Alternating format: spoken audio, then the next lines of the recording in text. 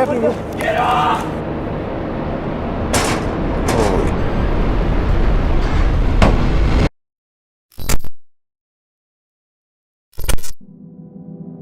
Chris Hill is an urban explorer who documents his solo journeys through some of the most haunting abandoned places across America. His channel, Urbex Hill, focuses on historical research and authentic exploration, often uncovering more than just decay and debris. This time, Chris decided to tackle Molly Stark Sanatorium in Ohio, a massive abandoned tuberculosis hospital that's been sitting empty for over 25 years. Molly Stark Sanatorium was built in 1929, named after the wife of General John Stark. Back then, doctors believed that sunlight and fresh air were the cure for tuberculosis, so they designed this massive complex to treat the worst cases. But here's the thing about tuberculosis hospitals. They weren't exactly known for high survival rates. In 1946 alone, 153 patients died at this facility. Just imagine the suffering that took place within these walls over the decades. The hospital continued operating until 1995, when it was finally abandoned due to declining patient numbers and an aging facility. Now, 26 years later, Chris is about to find out that maybe, just maybe, not everyone left when the hospital closed.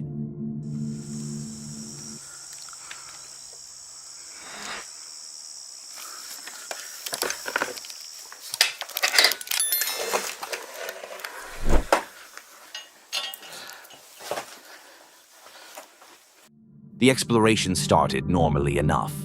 Chris made his way through the deteriorating hallways, past old hospital beds and burnt medical documents, providing his usual calm commentary about the building's history. So far, it's just a standard urban exploration. Chris is in his element, exploring alone as always, capturing the decay and history of this forgotten place. But that peaceful documentation didn't last long, because this is when things started to get genuinely unsettling.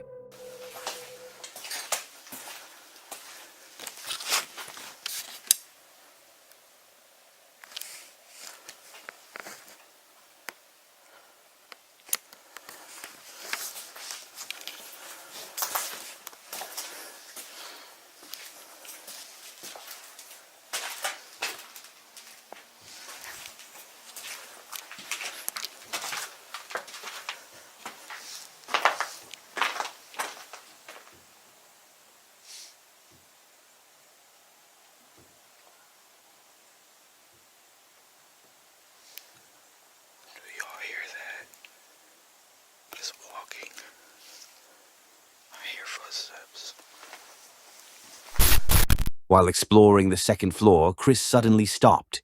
His camera kept rolling as he stood perfectly still, listening. Do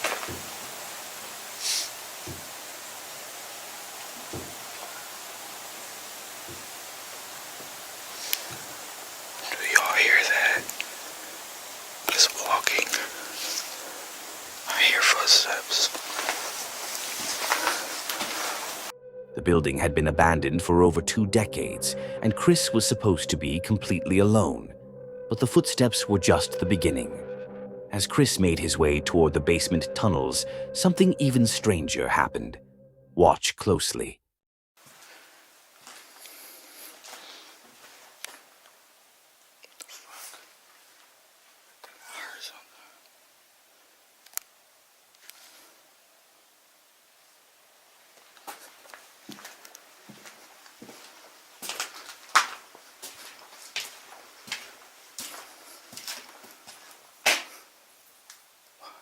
What the fuck was that? Listen. Oh shit. You can actually see a door on this hallway seemingly move on its own. Now, I know a lot of you are probably thinking it's just the wind, but notice there's a wire hanging from the ceiling that isn't moving at all. If wind was strong enough to move that heavy door, that wire would definitely be swaying. Then, moments after the door incident, Chris heard what sounded like keys jingling and a voice in the distance. What the fuck was that? Listen. Oh shit.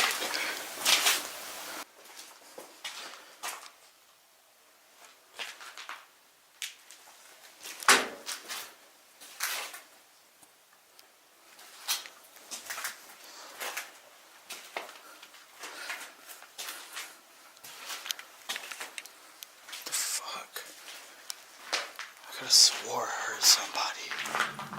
Determined to investigate further, Chris descended into the tunnel system beneath the hospital. These underground passages were built to connect different sections of the facility, creating a maze of concrete corridors that had been sealed off from daylight for decades. As Chris walked through these tunnels with only his flashlight for company, he started encountering something that made his blood run cold. This shit looks like it goes on for miles. These tunnels are creepy as fuck.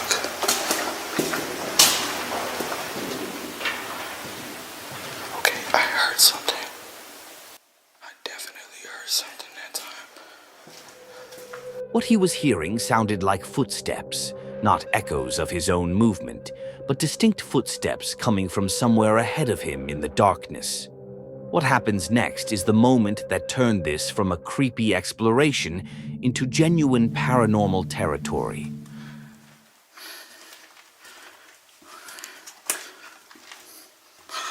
What the fuck is that? Yo, do you see that shit? Yo. What the fuck? Yo. What? Yo, what the fuck? That is crazy. There's somebody down here. If you look closely at the footage, you can see what appears to be a white figure moving in the darkness ahead of him. What the fuck? Yo. What? Yo, what the f... That is crazy. At first, Chris thinks it's another person, maybe a homeless individual or another explorer. But as he follows the figure, he discovers something that changes everything. It's a dead end. There's nowhere for anyone to go. The tunnel just ends.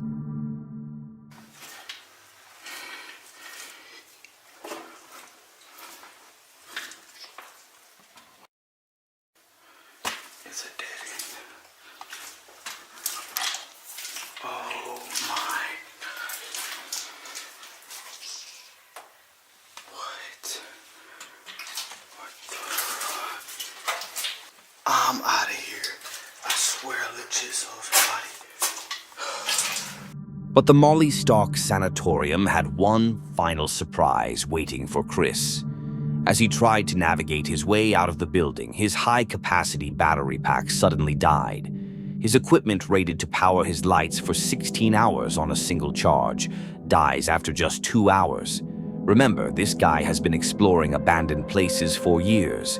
He knows his equipment inside and out. Y'all will not believe this. My f***ing light died. Nah, this is some bullshit. I'm using a f***ing cell phone light. Oh, my fucking...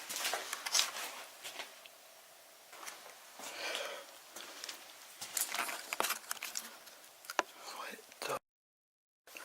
How is it not working? What the fuck? How does that make sense? This shit was all the way charged.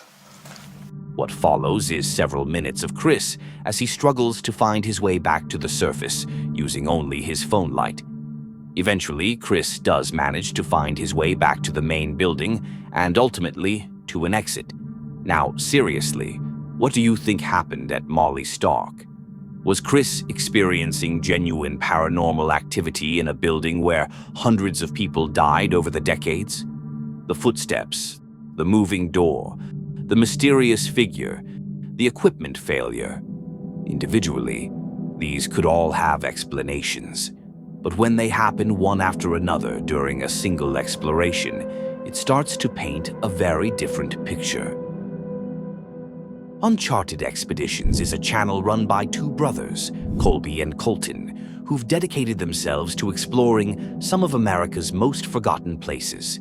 Their content focuses on urban exploration, documenting the decay and stories hidden within abandoned buildings across North America.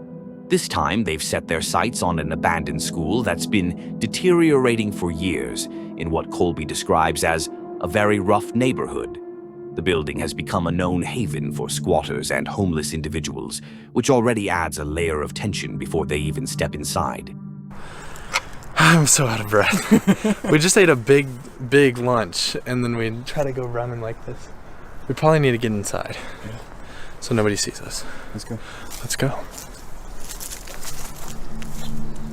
After scouting the perimeter, they found their entry point, a boarded-up window that they could remove. You know, the classic urban explorer approach. Get in quietly, don't attract attention, and hope nobody calls the cops. The first thing they notice is the black mold. And I'm not talking about a little bit here and there. This stuff is everywhere. As they moved deeper into the building, shining their flashlights through rooms filled with debris and deterioration, they began to notice something odd. The doors in this place seemed to have a mind of their own.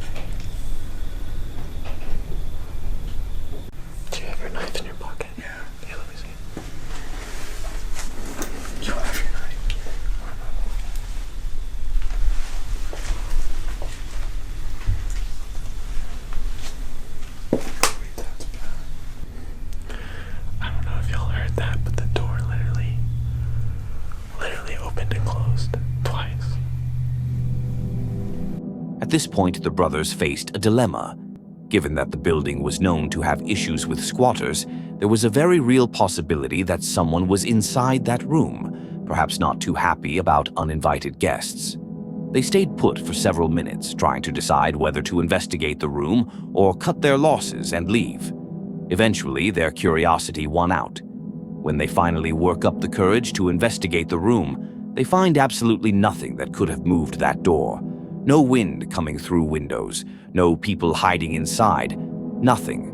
The room is completely empty. As they explore deeper into the building, they discover evidence that people are definitely living there. A mattress on the floor and a set of drawers labeled with disturbing specificity. And honestly, it's the kind of discovery that makes you wonder what exactly was happening in this place. But the doors weren't finished with them yet.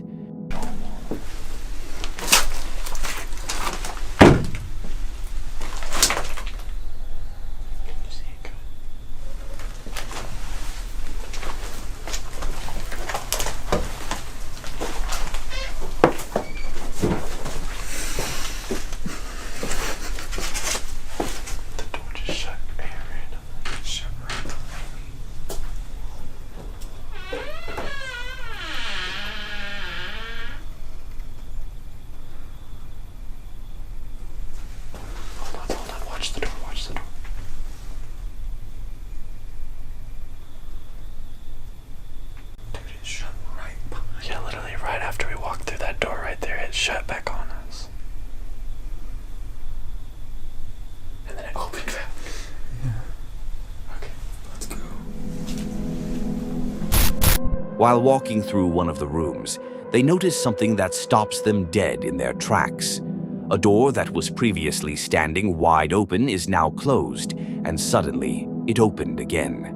Now, I know what you're thinking. Old buildings settle. Wind gets in through broken windows. There's got to be a logical explanation, and normally I'd agree with you. But watch what happens next.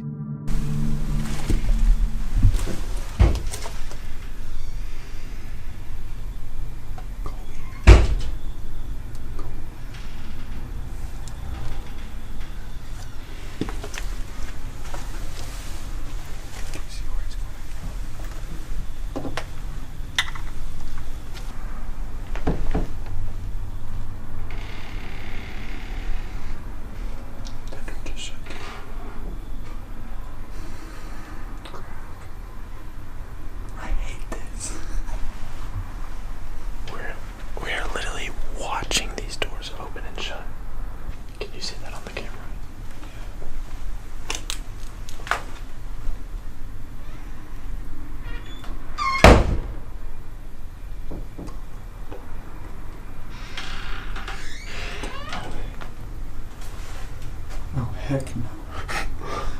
Colby, what the heck? Dude, this has gotta be a joke.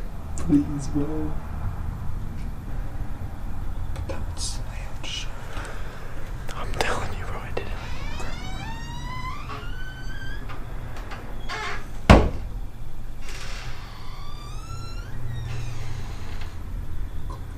At this point, most people would probably call it a day and head for the nearest exit. But Colby and Colton decided to investigate the door, and that decision led them to an encounter that would end their exploration permanently.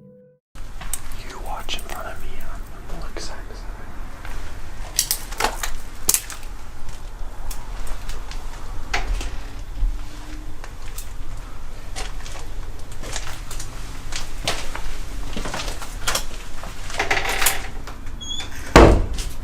Dude.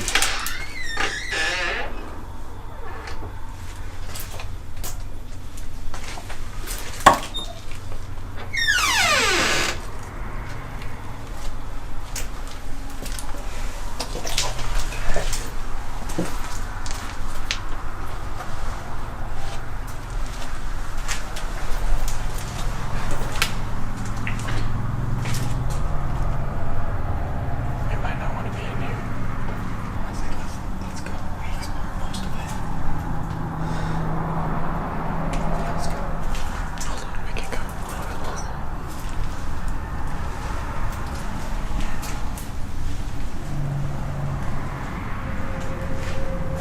By the time they finally make their exit, quite literally kicking through a wooden plank to get out, their relief is palpable.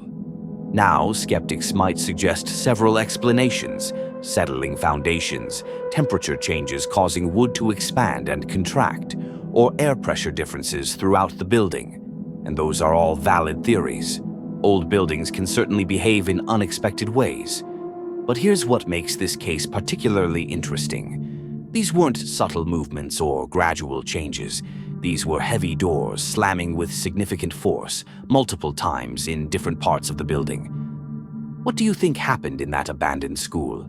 Have you ever experienced something similar while exploring old buildings? Let me know in the comments.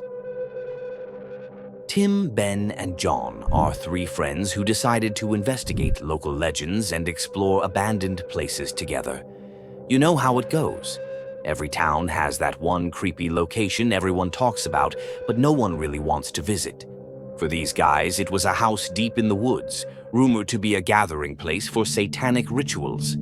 Now, before we dive into this one, I should mention that this footage is from way back in 2011, so the video quality isn't exactly what we're used to seeing today. But trust me, that grainy, dark footage somehow makes everything even more unsettling. And we're about there like 15 minutes, 20 minutes, and we're gonna go see. It's in the back of the woods somewhere, and we're gonna try to find it. And the legend has it that there are satanic worshipers that go back there and do like all their crazy rituals and stuff. And we're gonna see if we can find it. And this is my friend Ben. Benny B. And this is John. Yo, what's up? And yeah, we're gonna see if we can find it. And we're headed there right now, so I'll see you guys in a little bit. After a quick pit stop, because Ben apparently needed his energy drinks for this adventure, they finally arrived at the location. The house sits isolated in the woods, accessible only by a long trail that adds to the already eerie atmosphere. They spend a few minutes trying to find a way in, and eventually manage to get inside. That's when things start getting genuinely unsettling. The first thing they discover is disturbing graffiti covering the walls. We're talking about messages like, "I want to feel you on the back of my knife for the rest of my life." Yeah, definitely not your typical teenage vandalism. They continue exploring and find a room with eyes drawn all over the walls, which is exactly as creepy as it sounds. Now, here's where things get interesting. They decided to explore the basement, because of course they did. I mean, when you're in a creepy abandoned house with disturbing satanic graffiti, the logical next step is obviously to go underground, right? Come on, we gotta go down there. Okay. You guys wanna go? You're going first then. Okay. Just go. John, you wanna go? Yeah, I'll go. That was terrible. Dude, I can barely see. Whoa.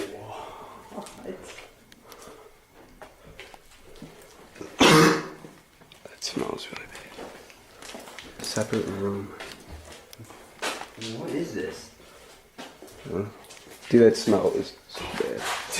What? What? What is that? John, what is that? It's like... Come on, let's go. Let's check this out. Dude, that smells really bad. That is like... Oh.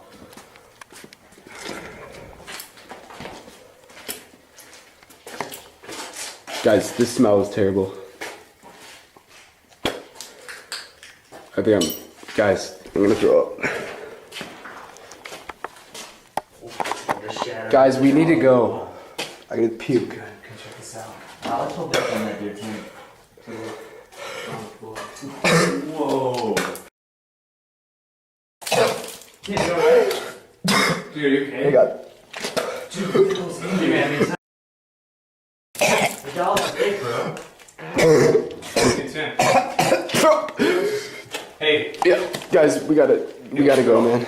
We gotta go. Well. Did you hear that? Oh my God! Go! Oh my God! Oh my God! Oh my God! Oh, please help me! Okay, you gotta go. The door's locked. Get open! There's scratches. Go! What's happening? Get off! What's going on? Hang on. What's... John?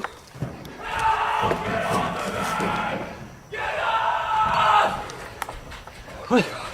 Dude, John. Okay. Did you hear that? Fuck. Oh my God. Oh shit. Who is it? Who is it?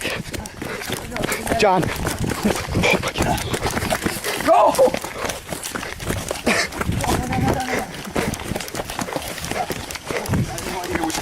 I don't know, where are we? Guys, I'm sorry. It's fine. John. Let's go home. John. John, leave me alone. Dude, shut the camera off! They eventually manage to escape, but the aftermath is telling. What makes this footage particularly compelling is the description that comes with it. According to Tim, Ben, and John, this happened a couple of years before they posted the video, and John still refuses to talk about what attacked him. So what do you think really happened to John in that basement? Was it an intruder or something far more sinister? Let me know your theories in the comments below. And hey, if you're planning your own abandoned building exploration, maybe take John's experience as a reminder to always explore with friends and have an exit strategy ready. Steve Ronan is a YouTuber who's made a name for himself exploring some of the world's most fascinating abandoned places. From ghost towns to forgotten amusement parks, Steve has seen it all. But this time, he's teaming up with Dave from Abandoned World Explorer, and together they're about to venture into what might be Japan's most haunted location. Located in Wakayama Prefecture, this Western-style mansion has a fascinating and dark history. Built in 1910 as the opulent residence of Asajiro Yura, a wealthy businessman who made his fortune during World War I by creating synthetic dyes and later gunpowder for the war effort. The mansion allegedly hosted secret meetings about Pearl Harbor, but its story takes a darker turn in the 1980s when the family abandoned it after losing a child to illness. But here's where it gets interesting. This mansion is said to be the real-life inspiration for the Himuro Mansion in the popular horror video game Fatal Frame. And after watching Steve's exploration, you'll understand why. Alright everyone, so I'm currently trying to get to the mansion. I have to go through all this brush. Hopefully none of it's like poison ivy because I already have some for a previous exploration. Yeah, it's just so overgrown. But our friend sent us a map and this is the way to go. The approach alone sets an eerie tone. Steve has to trek through overgrown forest paths, navigating slippery terrain and thick vegetation just to reach the property. But while making their way to the mansion's entrance, Steve makes an observation that sets the tone for everything that follows. So we hear noises coming from the building. We just want to make sure we're the only ones here. So we're gonna scope around from up here. Now, I know what you're thinking. It's probably just the wind, right? Well, let's see about that. So this guy, Asahiro, ended up creating the same synthetic dye as what the Germans were producing. And because he was one of the very first or only ones to do that, his company became very rich and famous. And after that, he was given the task to create gunpowder and other chemicals during World War II, which made him even more rich because he was making money from war.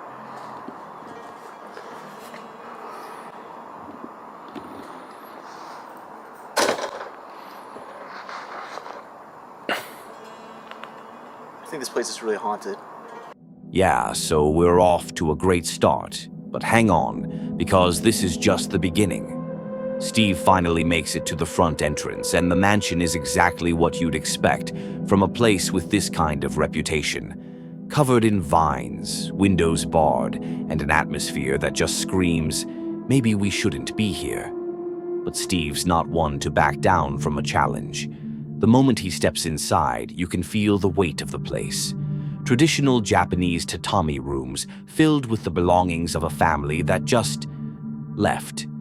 Shoes still lined up at the entrance, umbrellas waiting by the door, family photos scattered around. It's like they planned to come back but never did, and that's when the mansion decides to make its presence known. Well, I've never felt. Wow, it's a giant living room. Whatever made that noise is not making it anymore.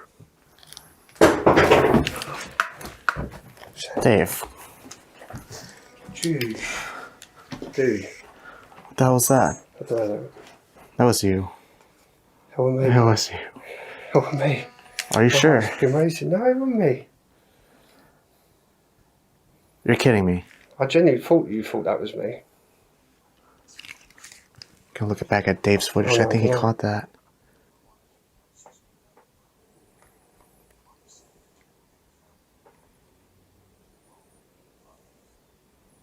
So I'm right beside you, dude. It sounded like someone threw something. I thought you thought that was me. I still think it was you. Dude. Hello?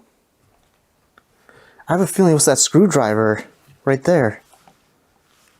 I don't think that was there before. And then, as if the mansion is trying to prove a point, a light bulb suddenly drops from the ceiling. So what just happened in there when you were in the room?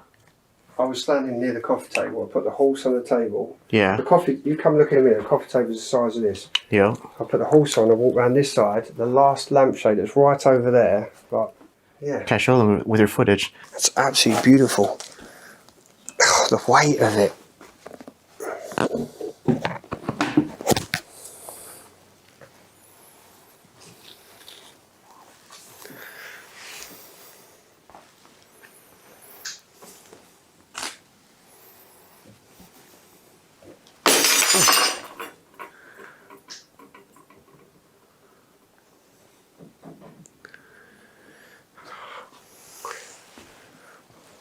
The f***, man. What did you do? I literally just caught that on camera. So Dave caught this on camera. The light bulb just mysteriously dropped to the ground. There's some just weird stuff happening in this mansion. This isn't gradual deterioration. It's a sudden drop that startles both explorers. They immediately analyzes the situation. I swear to God, the horse was down here on my video, and I've gone, that horse weighs a ton. I've put it here. Even if I went round here, there's no way on that camera. I mean, yeah, I could reach it, but it was all the way over here. I Yeah. walked here. No, I believe you. And the bulb just dropped. The explorers are starting to realize they're dealing with something beyond the ordinary. Steve even mentions that this is exactly why there aren't many urban explorers in Japan, because places like this are genuinely believed to be haunted. As they venture deeper into the mansion, exploring the kitchen and attempting to reach the upper floors, the building seems to be actively responding to their presence. Steve is walking through a hallway when suddenly,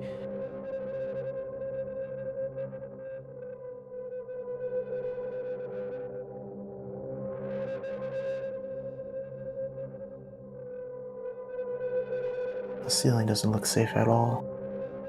That's about to go down any moment. That room is filled with stuff.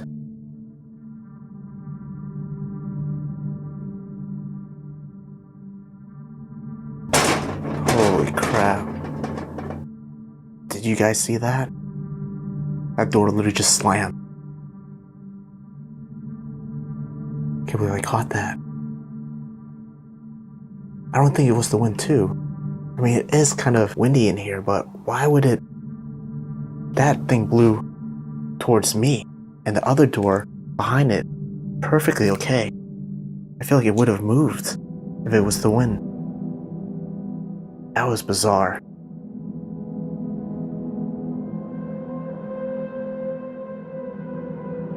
what makes this particularly unsettling is Steve's analysis.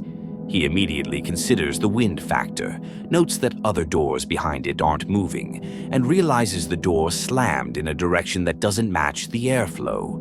Throughout their exploration, they discover the mansion's fascinating dual nature. Traditional Japanese rooms alongside a distinctly Western meeting room where Pearl Harbor discussions allegedly took place. The Himuro Mansion represents something deeper than just another abandoned building. It's a place where tragedy, history, and unexplained phenomena intersect. Whether you believe in the supernatural or not, the documented incidents during Steve and Dave's exploration raise questions that don't have easy answers. Could it have been wind, settling wood, or natural deterioration? Maybe. But the timing, the intensity, and the multiple incidents captured on professional equipment make you wonder if there's something more to this place that inspired one of Japan's most terrifying video games.